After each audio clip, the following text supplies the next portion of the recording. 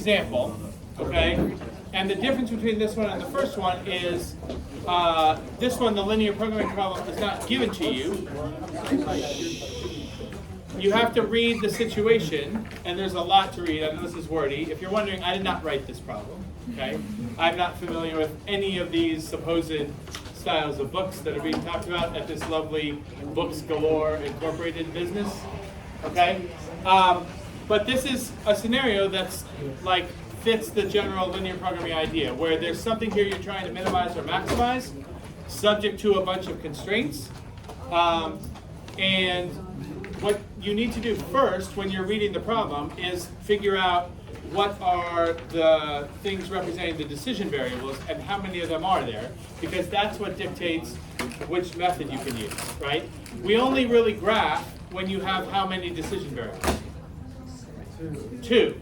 More than 2, you should be using the simplex method, okay? In the homework I gave you last night, I asked you to do numbers 1 and 2 in the practice packet, which are the same problem, but it's one where you have 2 decision variables. You can use simplex all the time. So the first problem asks you to use simplex to solve it, but since there are only 2 decision variables, the second problem asks you to solve the same problem using graphing, and you're supposed to get that your graphing solution agrees with your simplex method solution, okay?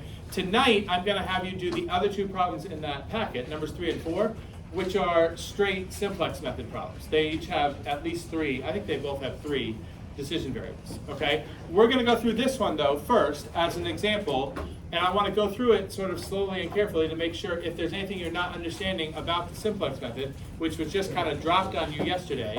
I wanna make sure that you're understanding, at least you're understanding what the proper procedure is. If you're still not clear on like, why is what we're doing here logically going to lead me to the answer I'm looking for, I haven't really explained that yet, okay? It's a lot to absorb. I want you first to just understand how to go through the process, and then I will explain once you're like more comfortable with what you're supposed to do. I can kind of give you more information about why what you're doing is appropriate to do and why it would work, okay? So what I want you to do right now, I'm going to wait to check the homework in the packet until you finish the packet tonight, and I'll still check it as 2 assignments, so you'll get credit for 1 and 2, and then if you do 3 and 4 tonight, that's a separate assignment. But I don't want to rush going through a whole example here. I want to make sure you guys have time to ask questions if you need to. So what I want you to do first here, since nothing about the problem is given to you, in terms of like what is the objective function, what are the constraints, even what are the decision variables, that's what you need to read through here to decide, right? So the first thing, and in the notes packet I sort of stepped this out for you, the first thing to figure out is what are your decision variables and how many are there and what are you going to name them. And then once you have those, the next step is writing the equation that represents the objective function, the thing you're trying to maximize or minimize. And the third piece is writing down what are the constraints. And the constraints will be in inequality form. Your objective function is an equation, right? So once we can get all that together and identified, then we can put the information into the tableau, that annotated matrix, and start going through the simplex method, okay? So read through and first figure out what are your decision variables, and then everything else kind of follows from that.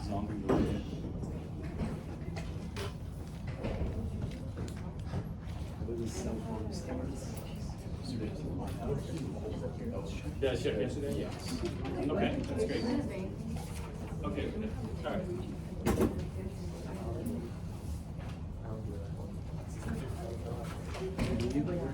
Someone to talk to.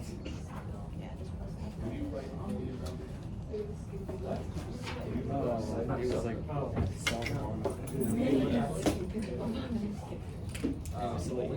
yeah. Unfortunately, I No, but you really don't have to read a song. We're more like, we're not like actually. Now we're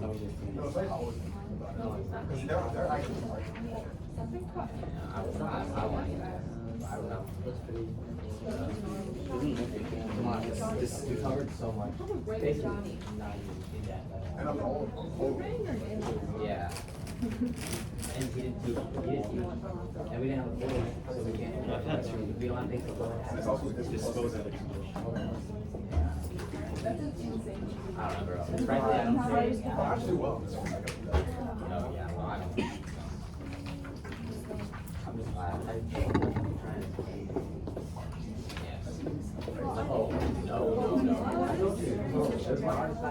decision variables, those are the variables you have control over that you're going to use to write the objective function in terms of they're like independent variables. I think I read, man. Yeah, the thing is you're trying to match them in.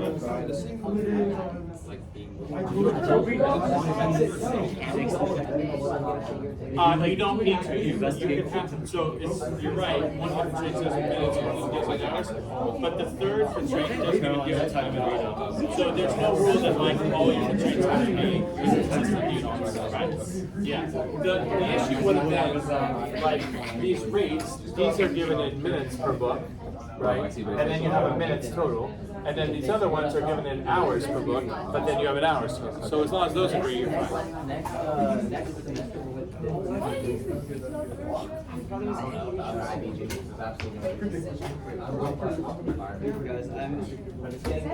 I apologize for not attending. I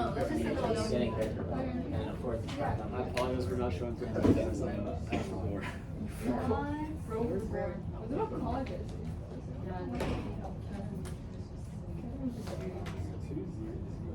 Should review that form where you see application essays. Yes. You are.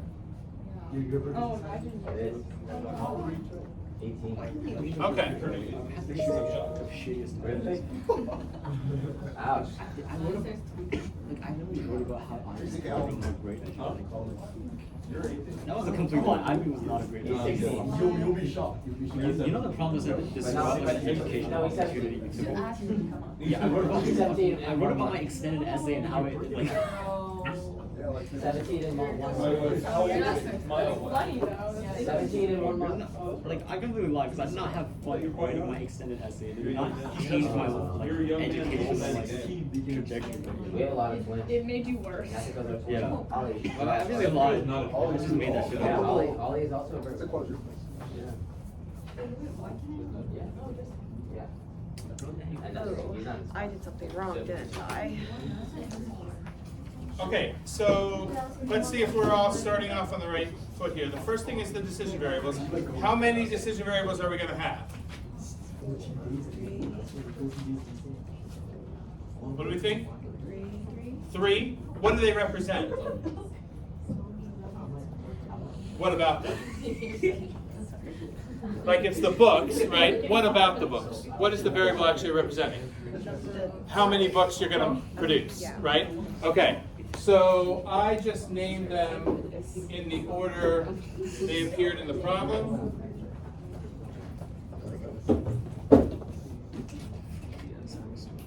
Okay, so I have X, Y, and Z. Okay, X are the zombie novels, Y are the quantum mechanics detective novels, and Z are the alien novels. Okay, so if you name them differently, then just note, like in the slides, I'm going to use X, Y, and Z in this arrangement. Okay, now once you have the decision variables, the next thing is you can write the objective function, which is the function to represent the thing you're trying to maximize or minimize. What is that here? What are we trying to find the max or min of? Profit. Okay, and can we write an equation for profit in terms of X, Y, and Z? Yep. What would that be? P equals, yeah? 150x plus 200y plus 150z. Yeah. Does that make sense to everyone? Right? According to the X, Y, and Z I did, 150x plus 200y plus 150z. That's your profit. Right?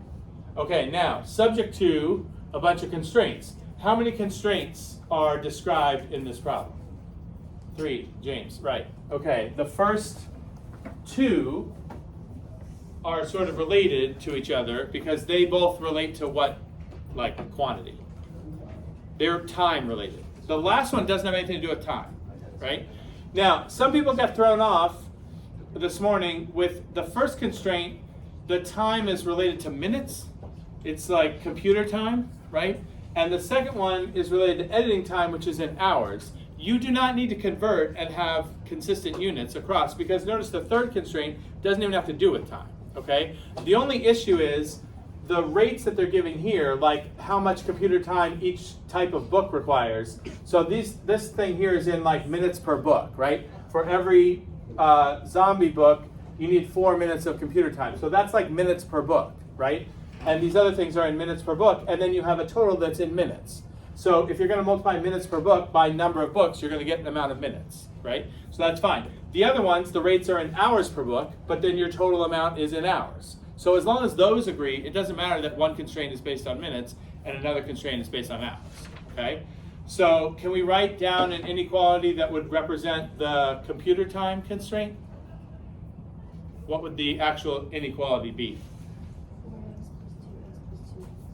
4x plus 2y plus 2z is less than or equal to 40. Good.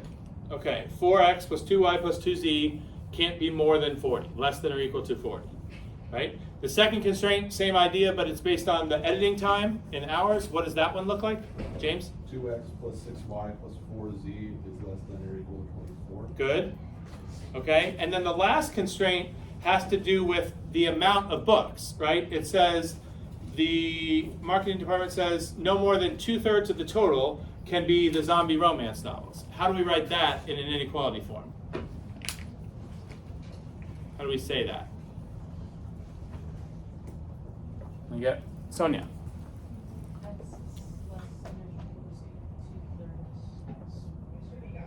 And you mean 2/3 like parentheses x plus y plus z. Does that make sense?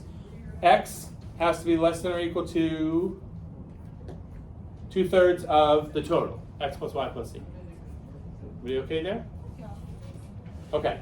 Now there's some built-in constraints here, right? Like x, y, and z are representing books, so that can't be negative. None of those things can be negative, but that's built into the simplex method, like it's already assumed, so we don't need to say that.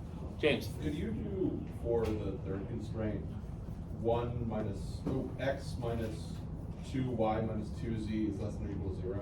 Yeah, to clear the fractions? Yeah. I'm going to do that before I put it into the matrix. Yeah, because you should be able to, for all the problems we're doing, you shouldn't have to deal with fractions. So if there are fractions, you can like clean those up before you go to the tableau.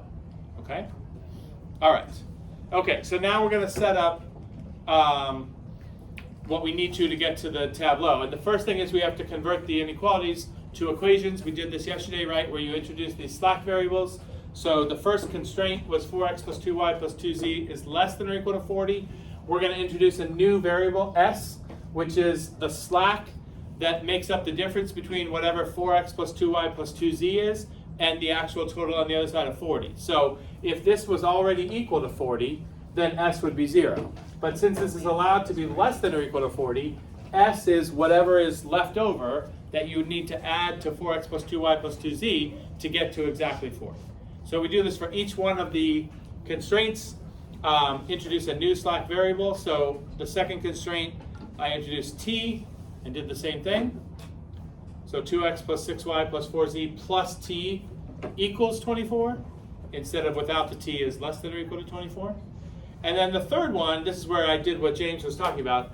I'm going to clean this one up. So first, I don't need like multiple x's on two different sides of the inequality. I moved everything to one side. So you start with 1x, but on this side is 2/3 x. So if you bring that to the other side, you're left with 1/3 x. There aren't any y's or z's over here. So if I bring these over, it's minus 2/3 y and minus 2/3 z would be less than or equal to 0. Everything's on the left side now, right?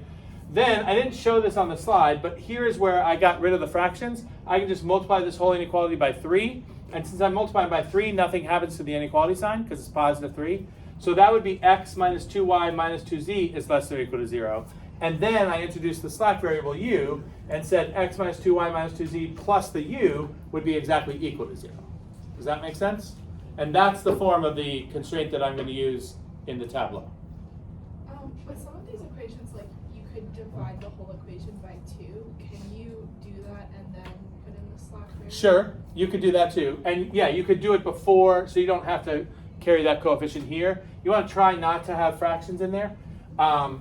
If you do that, like I didn't do that, so your tableau and my tableau would be different, right? And that would mean like the row operation I would use is going to not match yours or whatever, but we would get to the same answer at the end. So it'd be fine to do that. Okay, that's a good question. Okay, now I also, besides the constraints, what else goes in the tableau? What are we missing still? The objective function, right? So remember, you rewrite the objective function so that it's consistent with the other ones. all your x, y, z's are on the same side. So right now we have p equals, and then an x term, a y term, and a z term on the right side. Those terms are coming over to the left. They're going to be negative because they were all positive when we had them. So it's negative 150x minus 200y minus 150z plus p is equal to 0. Okay?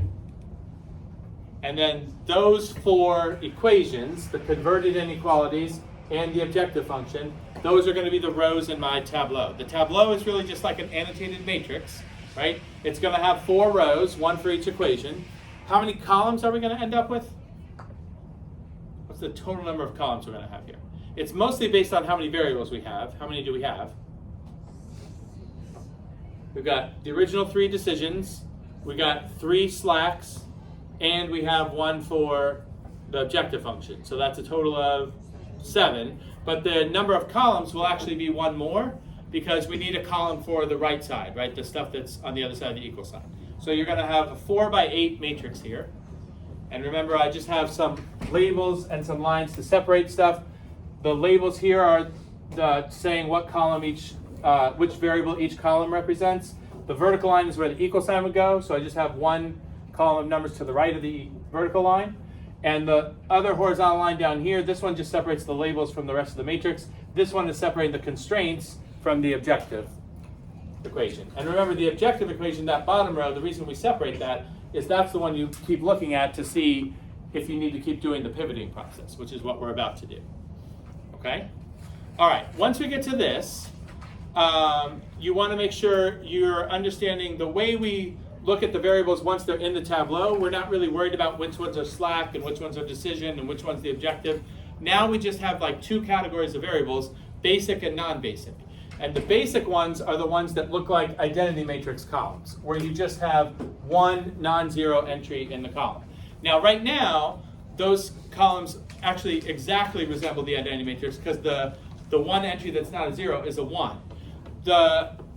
In order to be a basic variable, you don't have to have a 1 in that spot. It's just that you can only have 1 number that's not a 0. So any other column that has more than 1 non-zero element in it is non-basic.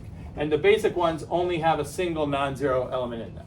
And right now we have 4 basic variables. We're always going to have 4 if we started out with 4, because the pivoting process just exchanges a non-basic variable for a basic variable. Like 2 variables will switch places.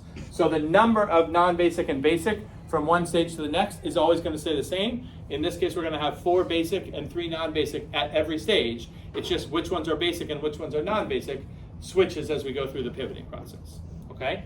So right now, these last 4 are the basic variables. So I'll label up here just to remind you. I won't do this every time, but those are the basic ones right now. The other ones are non-basic. And the reason you focus on the basic ones is the basic ones are the ones you can actually solve for. The non-basic ones you never solve for, you just assign what value to them automatically. What value do all the non-basic variables always get? 0. Okay? So right now we're saying x, y, and z, which are non-basic, they all get values of 0. And the other ones, the basic ones, we can solve for. And you can solve for them by using 1 row at a time. We were labeling the rows, and I think this is a helpful practice. Label the rows with the names of the basic variables according to which row you use to solve for that particular basic variable. And the way you can tell which one is you look in the basic variables columns where you only have 1 non-zero entry, and whichever spot the non-zero entry is in, that's the row that that variable belongs to. So S's non-zero entry is in the top row, so that means row 1 belongs to S. Okay? T's non-zero entry is in the second spot, so row 2 belongs to T. U's 1 non-zero entry is in the third row, and P's non-zero entry is in the last row. So right now, this is the order that the basic variables are. And then what you can do with that is you can solve for the values of these 4 basic variables, okay? The S variable, you look in this row, all the non-basic variable values are all zeros, so this row you can ignore everything except that 1, and we get that S is equal to 40. Does that make sense? T would have what value here? 24, and U has 0, and then P is also equal to 0. Okay, so we can solve for all those. So right now, the decision variables, which are all the non-basic variables, they all have values of 0. So this is saying when x, y, and z are all zeros, p will be 0. Okay? That's a feasible solution. Okay? Feasible means it satisfies all the inequalities, but it's not the best solution because p isn't the biggest it could be. And how are we looking at this tableau knowing that we're not already at the best solution? What tells you that, Leon? In the bottom row. As long as you have at least one negative entry, you can make the solution better than what it is right now. Okay? So once you see that you can do that, the way you make it better is through the pivoting process, where we're going to choose an element to be the pivot, and that will cause us to switch one of the basic variables with one of the non-basic variables. Their roles will switch. Okay? All right, so here's the tableau the way it looks right now. How do I know that the pivot column is going to be the y column in this case? What am I telling you here? Greatest negative value, right? So we have negative 150, negative 200, negative 150. So the pivot is in the y column. Now, which elements in the y column are eligible to be pivots right now? Remember, some things are not eligible? The 6 is eligible, and the 2, right? These are not eligible. Why? They're negative. And there's something else that doesn't show up here that's also ineligible. You can't have zeros. No zeros, no negative numbers for pivots. Only positive numbers can be pivots. So either the 2 or the 6 could be the pivot. But the way you choose the pivot, when you have more than one choice, is to do what? Rhea? You do the ratio between like the end column and that one. Right. You do the test ratio for each one. So S's test ratio, or sorry, 2's test ratio will be 40 over 2. And 6's test ratio is 24 over 6. So you make those test ratios. And then how do we choose? Smaller test ratio is the pivot. So between these two, 6 has the smaller test ratio, so 6 is the pivot. Okay? All right, now that you know where the pivot is in the tableau, this is going to tell you specifically which exchange we make. So since 6 is in T's row and Y's column, that means T and Y are going to switch roles. T right now is basic. Do you see that Y is not basic? Because it's got more than one non-zero entry. It doesn't have any zeros, actually, right? But what we're about to do, since we're saying this is the pivot entry, is we're going to make the rest of the entries in this column zeros. And if everything is going to be a 0 except this 6, then this column will represent a basic variable. So Y becomes basic. It's not basic right now, but it's going to become basic. But since we're doing row operations, as we change the entries in this column, everything else is going to change. And T's column, which right now is basic, when I do the row operations, will not be basic anymore. So T and Y are going to switch places. Does that make sense? Okay. So the next decision is we have to think of what are the row operations we have to do. And this is where it's based on the operations we did in the matrix unit, but you're not restricted to elementary row operations. You can take a multiple of the row that you are trying to change and add or subtract it with a multiple of the pivot row. That's the process you should go through every time, right? Take the row you're trying to change, take a multiple of that row, and add or subtract it to a multiple of the pivot row, okay? So the multiple of the row that you are changing should be a positive multiple every time.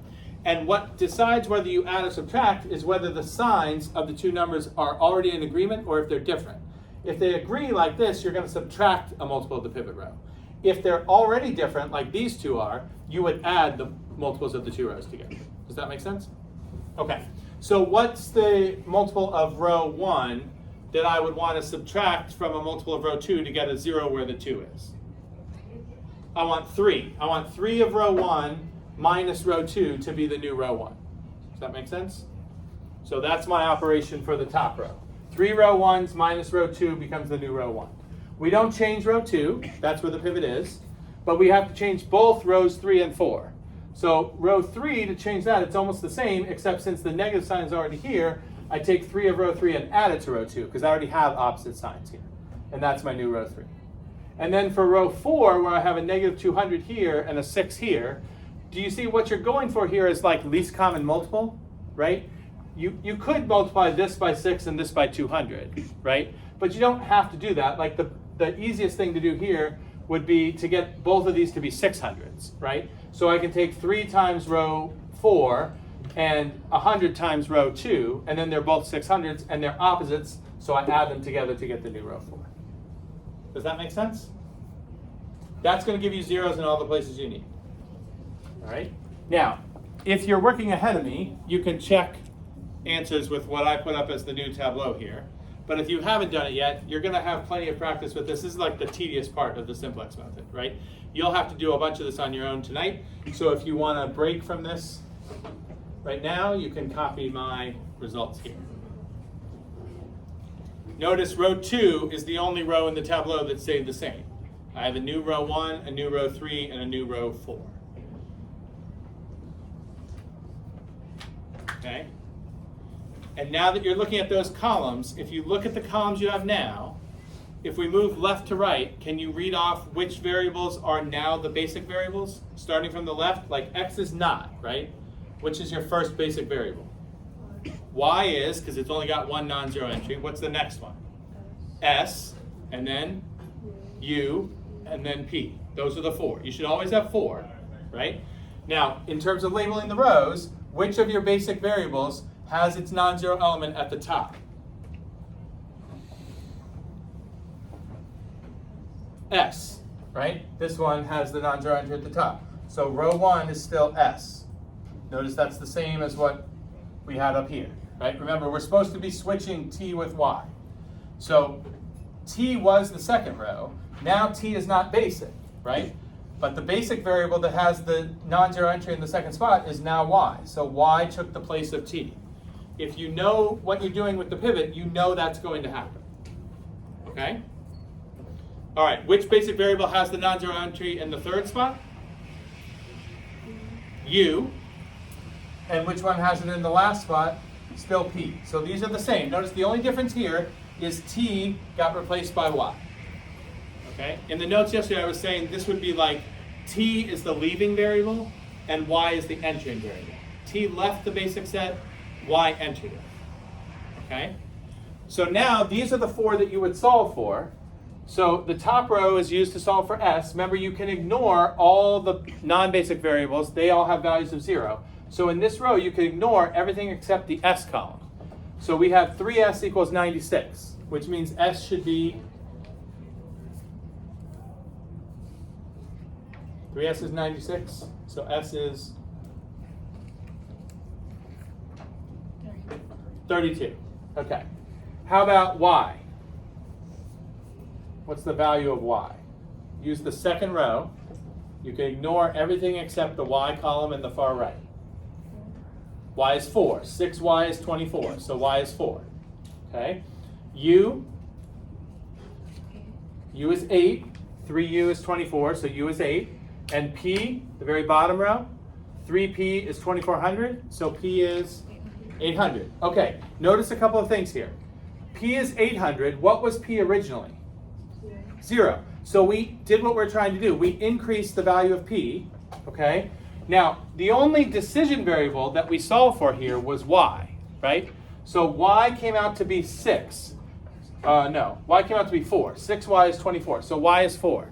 So this means if you make 4 of, I forget what Y was, the detective books, I think, okay? If you make 4 of those, but you make none of the first and last kind, right? X and Z are both 0 right now. So all you do is you make 4 of the Y books, whatever those were, okay? If you do that, you will get a profit of 2,400. I think the price of those Y books was 200 each.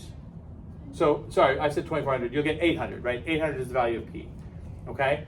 That solution, having none of the X type, 4 of the Y type, and none of the Z type, that is a feasible solution. It fits all the inequalities, and it gives you more profit than what we had before, which is when you make none of any of the books, you get no profit. So it's better, but it's not the best yet, because can you see what's going on in the bottom row? You still have negatives. That tells you you can do better, but you see, we already improved on where we were. Like, we're making progress, we just haven't gotten to the best yet. Ria, what are you asking? That was my question. Okay. About the negatives. Okay. Yeah. All right. Okay, so that's the thing. Like, once you have this tableau, you can see that since you still have negatives in there, you're not yet at the optimal solution. So you just repeat this process. You have to find another pivot, right? Where should the pivot, which column should the pivot come from based on what the tableau looks like now? It's in the X column, because the X column has the bigger negative entry than the z column, which is the only other negative, right? Okay, so it's going to come from this column. How many choices do I have for the pivot? 3, right? Everything's eligible except the negative 250, okay? No negatives, no zeros. So 10, 2, and 5. We need the test ratios for those. 10 is 96 over 10, 2 is 24 over 2, and 5 is 24 over 5. So out of those, we should pick the 5. That's the smallest test ratio. Okay? All right, if I label these again the way I had them, so this was S, Y, U, and P, right? Do you see which two variables are going to switch now? What's going to leave the basic set? S, Y, U, or P? S doesn't leave. U leaves, and what comes in? X, right? The pivot is like the intersection of the row and column where the pivot are. That's what's telling you, okay? If this 5 is in U's row and X's column, then X is going to become basic, and U, which is basic right now, won't be basic after we do the next set of row operations. You follow? Okay? All right, so then we have to do the row operations. Okay? To get a 0 here where the 10 is currently, what would be an operation that would do that for me? Start with row 1 or a multiple of it, and then add or subtract the multiple of row 3. What's the combination that would work there? Yeah? -2R3 plus R1. Yeah, okay, I'm going to write it this way because I want to be consistent every time. So I'm starting with the row I'm trying to change, and I don't need a multiple of that, just row 1 itself. And then plus or minus, it's going to be minus this time because the signs are the same, right? So row 1 minus, I need 2 row 3s to get that 0. Okay? 2 here, and my 5 is the pivot. So if I take 5 of row 2 and subtract 2 of row 3, that would give me the 0 I want in row 2. I don't change row 3, that's where the pivot is. But to get the 0 where the negative 250 is, I could just take this row the way it is and add 50 of row 3. Right? So row 4 plus 50 of row 3 is the new row 4. Do all those operation choices make sense? All right, again, if you didn't work ahead of me, then you can save yourself some mental anguish here. If you did work ahead of me, hopefully you can check your answers and see that you did it correctly. Sorry for any mental anguish you may have experienced. When this is a method that is used in the real world, and in the real world there's lots more decision variables than what we're looking at here, and a computer does all this, right? You have to understand how it works to be able to set up the computer program, but that's why we're trying to do this with like not too many decision variables, so it's still manageable to do by hand. But if you had like 10 decision variables, your tableau would be much bigger, but it's very easy to program a computer to choose the correct row operations and carry out the arithmetic. That is what you guys have to do a little bit of suffering through here. Okay. All right, let's label the basic variables now. So which basic variable has the non-zero entry in the top spot? S. It's still S. Right? What about the second spot? Y. The third one is the one we changed, right? So it should not be U anymore. What is it now? X. And the last one we didn't change, it's still P. Okay? All right, now, this time, if we solve for what the current variables are, first of all, do you notice bottom line, literally bottom line, we're not done yet, right? Why? There's still a negative. There's still a negative in there, okay? But if we look at what the solution is now, let's skip to solving for P. What was my P here? Before I made the switch? 800, okay? Can you see what P has moved to now here?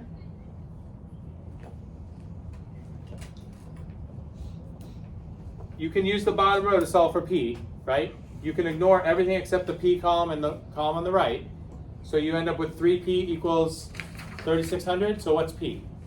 1,200. It went up, okay? Now, if you look at the solution we currently have, it's technically feasible according to all the constraints we have, but there is an issue, okay? S, 3S is 48, so S is 16. That's fine. Y, to solve for Y, you have 30Y equals 72.